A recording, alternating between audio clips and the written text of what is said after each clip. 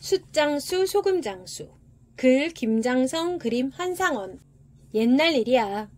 어느 마을에 숫장사하는 목서방이랑 소금장사하는 염서방이 살았지. 둘은 친한 친구 사이였는데 똑같이 예쁜 딸을 하나씩 두었거든. 모두 무남 동녀 외동 딸인지라 애지중지 애면글면 곱게 길렀지. 목서방은 옷자락에 숟가루 털 짬도 없이 온 사방을 다니며 숯을 팔고, 염서방은 온몸에 짠내가 배도록 온 사방을 다니며 소금을 팔아서 각기 하나뿐인 딸들을 뒷바라지했어. 덕분에 딸들은 잘 자라서 어느새 시집갈 나이가 되었는데 거참 얄궂기도 하지. 어찌하여 글줄 깨나 읽는다는 윗마을 최진사댁 쌍둥이 아들들이랑 각각 눈이 맞았단 말씀이야. 목서방 딸은 큰아들, 염서방 딸은 작은 아들이랑 뭐 지금이야 직업에 귀하고 처남이 없으니 어떤 집안의 자식들이건 서로 사랑만 하면 혼인할 수 있지만 옛날에는 그렇지가 않았거든.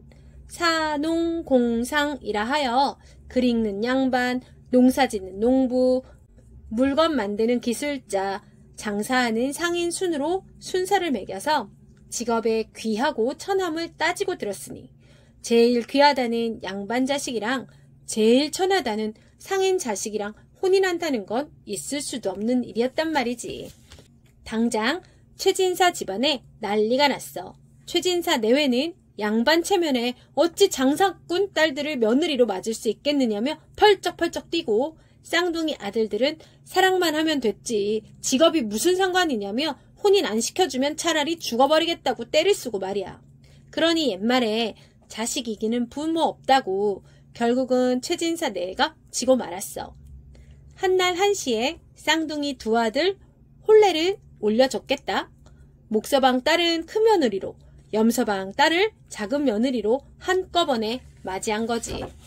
헌데 그리하기는 했으되 최진사 내외는 두 며느리가 영 못마땅했던 거라. 자꾸 생트집을 잡아서 며느리들을 구박했거든. 큰 며느리가 어쩌다가 밥이라도 조금 태웠다 하면 네가 숫장수 딸이라 불을 세게 떼서 밥을 태웠느냐?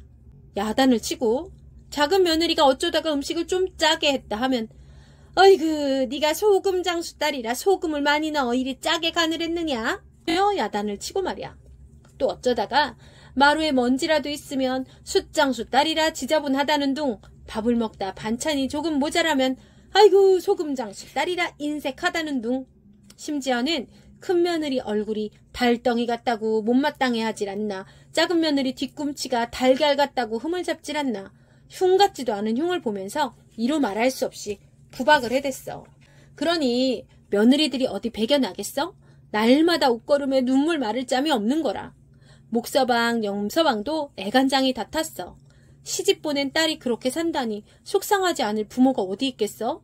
어찌해야 우리 딸이 시집살이를 마음 편하게 할 수 있을까? 두 사람은 만났다 하면 함께 술잔을 기울이며 늘 이런 고민을 털어놓았지.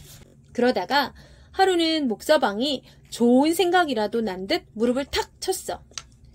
이복의 염서방, 내가 좋은 수가 있네. 염서방 귀가 번쩍 뜨였지. 좋은 수? 무슨 수인가? 어서 말해보시게. 목서방이 바짝 다가앉아서 염서방 귀에 대고 수근수근 말했어. 이리저리 해서 여차저차 한 다음 이러쿵저러쿵 하면 요렇게 저렇게 하는 걸세. 거참 좋은 생각일세. 당장 그리하세. 두 사람은 누가 먼저랄 것 없이 자리에서 일어나 각자 서둘러 집으로 돌아갔어. 그러고는 종이와 붓을 꺼내어 최진사 댁에 보내는 편지를 똑같이 썼지. 아무날 아무시에 사돈과 식사라도 함께 했으면 합니다. 곧 편지 2통이 최진사 댁에 도착했어. 최진사가 받아보니 양쪽 집안에서 한날 한시에 식사 초대를 한다는 편지거든. 이를 어쩌나, 몸을 둘러 쪼갤 수도 없고. 최진사는 한참 고민을 했지. 아무리 천한 집안이라도 사돈은 사돈인지라 쉽게 거절할 수도 없는 노릇이거든. 생각 끝에 두 내외가 나눠 가기로 했지. 최진사는 목서방네로, 최진사 부인은 염서방네로 말이야. 이윽고 초대받은 날이 되어 최진사 내외는 각각 사돈댁으로 향했어. 먼저 최진사가 목서방네 집에 도착하여 방으로 들었겠다. 어서 앉으시지요, 사돈. 날이 추워 방을 따뜻하게 데워놓았습니다. 목서방 말에 최진사가 자리에 앉고 곧 밥상이 들어왔는데 아주 잘 차린 진수성찬이라. 최진사가 마침 출출한 터라 침을 꿀꺽 삼키며 나물을 한 젓가락 집어 입에 넣었거든. 그런데 어찌된 일인지 그 나물이 싱겁게 짝이 없어. 아무 맛도 없는 거라. 그래, 이번엔 고기를 한 점 집었겠다.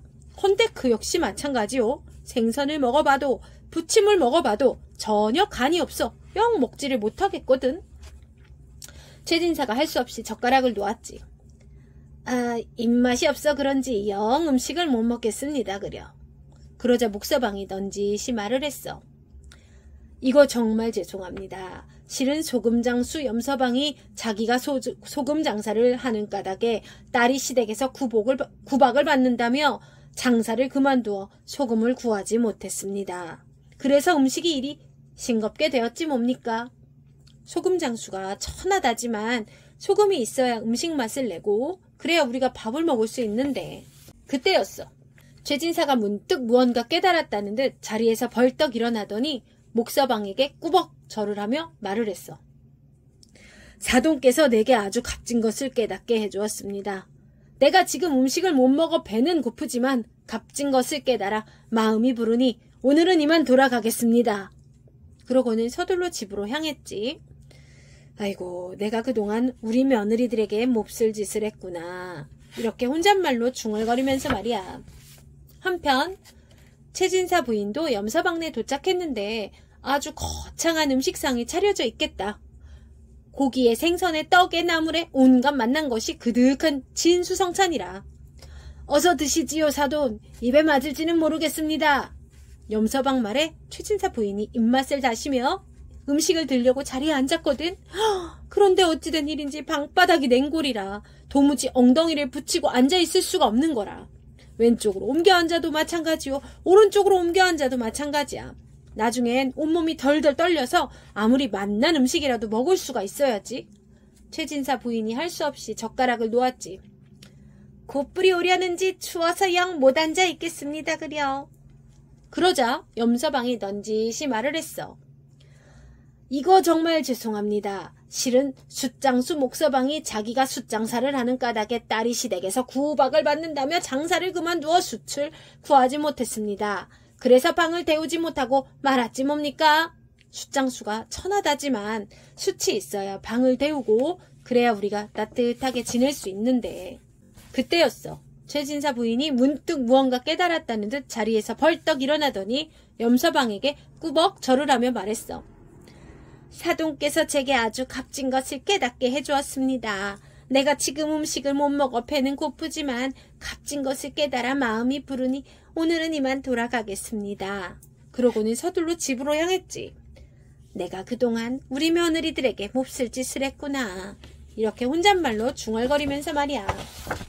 그렇게 집으로 돌아온 최진사 내외가 제일 먼저 한 일이 무엇이겠어? 두 며느리를 불러 사과를 했지. 숯이 있어야 방을 데우고 소금이 있어야 맛을 내니 세상엔 숯장수도 소금장수도 모두 필요하고 중요한 사람들인데 우리가 그걸 모르고 이제껏 너희들을 숯장수 딸, 소금장수 딸이라고 구박을 했구나.